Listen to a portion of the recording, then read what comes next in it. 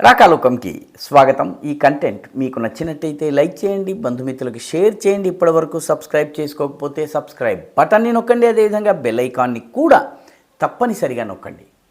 మిత్రులారా, పొరుగు దేశమైన పాకిస్తాన్ నుంచి విచిత్రమైన వార్తలు వస్తున్నాయి. అక్కడ పాకిస్తాన్లో ఉన్నటువంటి భౌగోళికంగా అతిపెద్ద రాష్ట్రమైనటువంటి బెలూచిస్తాన్లో సముద్ర తీరంలో ఉన్నటువంటి గ్వాదర్ పట్టణాన్ని, దాని చుట్టుపక్కల ప్రాంతాలని, ఓడరేవుని మొత్తాన్ని పాకిస్తాన్ అమ్మేసినట్టుగా వార్తలు వస్తున్నాయి. అఫీషియల్గా పాకిస్తాన్ ప్రభుత్వం కన్ఫర్మ్ చేయటం లేదు, కానీ రకరకాల సోషల్ మీడియా లీకుల ద్వారా పాకిస్తానీ మీడియాకి సంబంధించినటువంటి రకరకాల సోర్సెస్ నుంచి వస్తున్నటువంటి లీకేజీల్లో అర్థమవుతున్నది ఏంటంటే, ఈ గ్వాదర్ ప్రాంతాన్ని పాకిస్తాన్ అమ్మకానికి పెట్టింది. అది అమెరికాకా లేక చైనాకా అన్నది ఇంకా తేలలేదు. ఎందుకంటే అమెరికాకి కూడా గ్వాదర్ పోర్టు మీద కన్నుంది. ఎందుకంటే గ్వాదర్ పోర్టుని తీసుకున్నట్టయితే గ్వాదర్ పోర్టులో విస్తరించాలనుకున్నటువంటి చైనా పథకాలను దెబ్బకొట్టినట్టు అవుతుంది.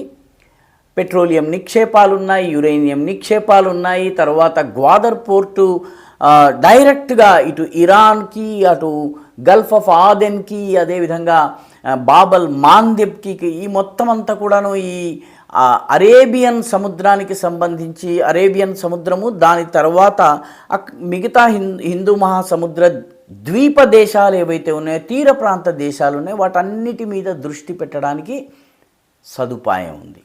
అందుకని గ్వాదర్ అమెరికాకి కావాలి, కాబట్టి అమెరికా గ్వాదర్ అడుగుతోంది అని చెప్పి వార్తలు వస్తున్నాయి. అయితే ఇప్పటికే అక్కడ చాలా కన్స్ట్రక్షన్ చైనా చేసింది. చైనా ఇప్పటికే ఒక ఓడరేవు నిర్మాణం చేసింది. చైనీస్ కాలనీస్ ఉన్నాయి. కాబట్టి చైనాకి అమ్మకం పెట్టినట్టుగా కూడా వార్తలు వస్తున్నాయి. తమాషా ఏంటంటే, చైనా తన పశ్చిమ రాష్ట్రమైనటువంటి షింజియాంగ్ నుంచి పాకిస్తాన్ మీదుగా గ్వాదర్కి రావడానికి చైనా పాకిస్తాన్ ఎకనామిక్ కారిడార్ని నిర్మాణం చేసుకుంది $65 బిలియన్ ఖర్చుతో. ఇప్పుడు ఈ సిపెక్ పని ముందుకు సాగటం లేదు, రోడ్ల నిర్మాణం జరగటం లేదు. కాబట్టి చైనాకు తన యొక్క వాహనాల్ని తీసుకుని రావాలన్నా, తన సైన్యాన్ని తేవాలన్నా, గ్వాదర్ దాకా రావాలన్నట్టయితే కనీసము 3 నుంచి 3.5 వేల కిలోమీటర్లు ఎటువంటి రక్షణ లేకుండా ప్రయాణించాలి. కాబట్టి చైనా తీసుకుందా, అమెరికా తీసుకుందా అన్నది స్పష్టం కావడం లేదు. కానీ మొత్తం మీద తమ స్థావరాలు, పవర్ ప్లాంట్స్ చాలా నిర్మాణం చేసుకుంది చైనా. వాటి రక్షణ కోసము నేరుగా చైనీస్ ఆర్మీ రంగంలో దిగుతుంది. అంటే పాకిస్తాన్లోని చైనీస్ కట్టడాల రక్షణ బాధ్యత చైనాయే తీసుకోబోతోంది. సిపెక్ దారి లేకపోయినా గ్వాదర్ ఏరియాలో ఒక 4 సబ్మెరీన్స్ని పెట్టాలని చెప్పి చైనా నిర్ణయిస్తోంది. అంటే దీని అర్థం ఏంటంటే, పాకిస్తాన్ ఒక కాలనీగా మారుతుంది. అది అమెరికా తీసుకున్నా, చైనా తీసుకున్నా.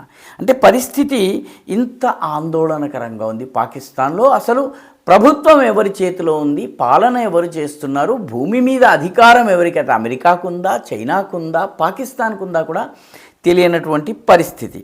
తమాషా ఏంటంటే, కొద్ది రోజుల క్రితము పాకిస్తాన్కి కొన్ని రకరకాల దేశాలకు చెందినటువంటి చాలా ఉన్నత స్థాయి రాయబారులు, వాళ్ళ దౌత్యవేత్తలు, వాళ్ళ కుటుంబాలు వచ్చాయన్నమాట.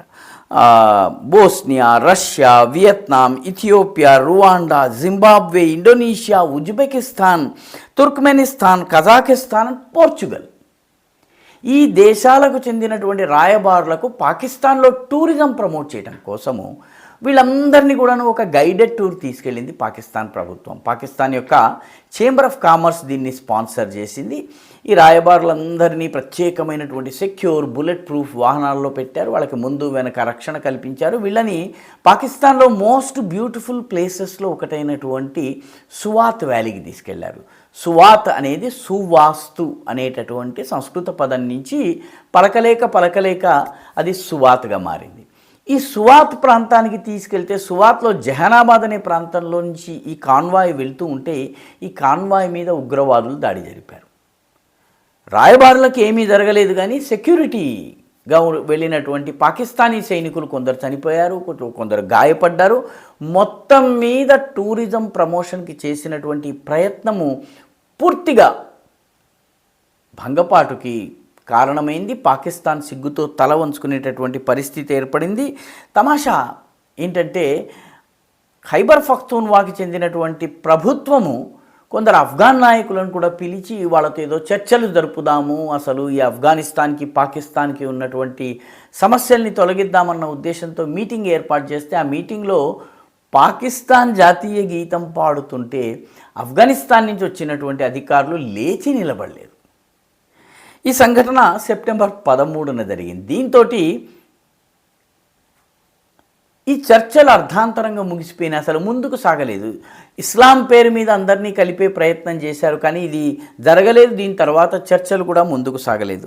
సెప్టెంబర్ 13వ తారీఖున పాకిస్తాన్లో పరిస్థితి ఏంటంటే అక్కడ లక్కీ మార్వాత్ అనేటటువంటి ప్రాంతం ఉంది, బన్ను అనేటటువంటి ప్రాంతం ఉంది. ఈ రెండు ప్రాంతాలు పక్కపక్కన ఉంటాయి. ఈ రెండు ప్రాంతాల్లో అక్కడ స్థానికంగా ఉన్నటువంటి పోలీసులు మిలిటరీ మా ప్రాంతాల్ని వదిలి వెళ్ళాలని చెప్పి పోలీసులు ధర్నా చేశారు. 10,000 మంది పోలీసులు ధర్నా చేసేటప్పటికి మిలిటరీ ఆ ప్రాంతం నుంచి విత్డ్రా అయిపోయింది. అంటే పాకిస్తాన్ పరిస్థితి ఎలా ఉందంటే ఈరోజు మిలిటరీ సొంత ప్రాంతంలో దేశంలో తిరగలేని పరిస్థితి ఉంది, విదేశీ టూరిస్టులు వెళ్ళలేని పరిస్థితి ఉంది. అసలు తమ భూభాగమేనా, అది అమెరికాకి ఇచ్చారా, ఇంకొకరికి చైనాకి ఇచ్చారా తెలియని పరిస్థితి ఉంది. చైనా తన ఆర్మీని నేరుగా పాకిస్తాన్కి పంపించి పాకిస్తాన్లో తన స్థావరాల రక్షణ బాధ్యత తానే తీసుకుంది. దీని అర్థం ఏంటి? విదేశీ సైన్యాన్ని మన దేశంలోకి పిలవడం అంటే ఏమవుతుంది? బానిసత్వం యొక్క తొలిమెట్టు అది. సో ఇది ప్రస్తుతము పాకిస్తాన్ యొక్క పరిస్థితి. ఈ పరిస్థితుల్లో పాకిస్తాన్ తన ఐఎస్ఐ చీఫ్ని మార్చింది. ప్రస్తుతం ఉన్నటువంటి నదీమ్ అంజుమ్ కాలపరిమితి పూర్తయిపోయిన తర్వాత ఆసిమ్ అనే పేరే ఉన్నటువంటి ఆసిమ్ మహమ్మద్ బహుశా అతని పేరు, అతన్ని ఐఎస్ఐ చీఫ్గా చేసింది. ఆ ఐఎస్ఐ చీఫ్ పట్ల ఇటు సైన్యంలో అటు రాజకీయ పార్టీల్లో ఆమోదము లేదు. అంటే పాకిస్తాన్ పూర్తిగా అసలు దేశమేనా అన్నటువంటి పరిస్థితిలో ప్రస్తుతము అది నడుస్తోంది. పాలకుడెవరు, పాలించే వాళ్ళు ఎవరు, ప్రజలను ఎవరు చూస్తున్నారు, లేకపోతే ఇన్ఫ్రాస్ట్రక్చర్ని ఎవరు నిర్మాణం చేస్తున్నారు, భౌగోళిక సార్వభౌమత్వాన్ని ఎవరు కాపాడుతున్నారు, ఏదీ తెలియనటువంటి పరిస్థితిలో ఈరోజు పాకిస్తాన్ ఉంది. ఈ వీడియో మీకు నచ్చినట్టయితే లైక్ చేయండి, షేర్ చేయండి, ఈ ఛానల్కు సబ్స్క్రైబ్ చేయండి. మీ అభిప్రాయాన్ని కమెంట్ల రూపంలో తప్పనిసరిగా పంపించండి.